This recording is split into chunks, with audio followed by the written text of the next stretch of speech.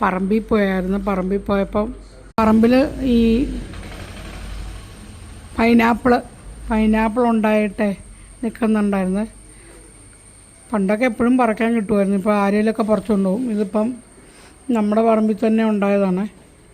അവൻ നോക്കുവാണ് ഇതെന്തായി കൊണ്ടുവന്ന് വെച്ചേക്കുന്നതെന്ന്.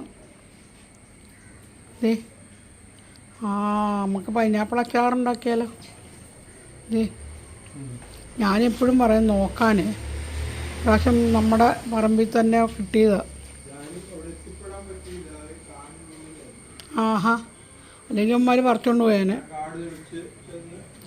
കാടിൻ്റെ ഉള്ളിൽ നിൽക്കുകയായിരുന്നു അല്ലേ തെളിച്ചപ്പം. അതുകൊള്ളാം. അങ്ങനെ കഴിഞ്ഞോ? ഇനിയുണ്ടോ? പേരക്ക ഉണ്ടോ? പേരക്ക അവിടെ കണ്ടോ? പേരമ്മ ഉണ്ടായിട്ട് എല്ലാം വീണ് പോവുക.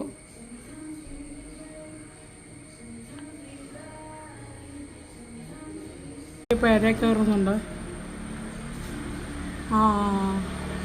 ഇവിടെ വന്നിട്ട് ഫ്രൂട്ട്സ് ഒന്നും വാങ്ങിക്കേ വേണ്ട. പേരക്ക, പപ്പായ, പിന്നെ പൈനാപ്പിള് ഇതെല്ലാം ഇവിടെ ഉണ്ടാവും. പഴം, പ്രാവശ്യം പഴം ഞങ്ങൾ എറണാകുളത്ത് നിന്ന് ഇങ്ങോട്ട് കൊണ്ടുവരുമായിരുന്നു.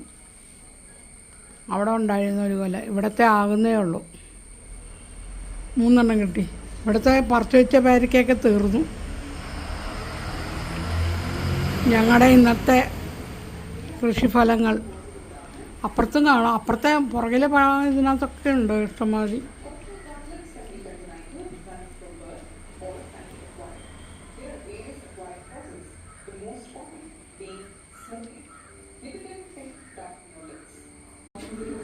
ബെഥലേം ഫ്ലവർ. ആ ഫ്ലവർ ഒന്ന് കാണിക്കാവോ? ആ ഫ്ലവർ ആയില്ല.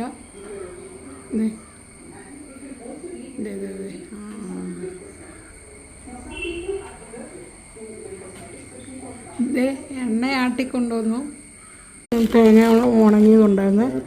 ഇത് തേങ്ങാപ്പിണ്ണാക്കാണ്. ഇപ്പോൾ ആട്ടിക്കൊണ്ടുവന്നതിൻ്റെ തേങ്ങാപ്പിണ്ണാക്ക. നല്ല മണം. ഇത് ഇത്രയും ഡ്രൈ ആയത് എങ്ങനെ?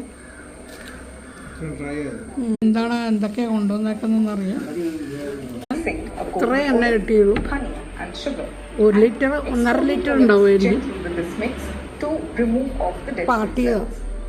Also, coconut oil hydrate. You can subscribe to our channel and even leave a comment below if you have any queries. Follow us on Instagram on the links below. Thank you.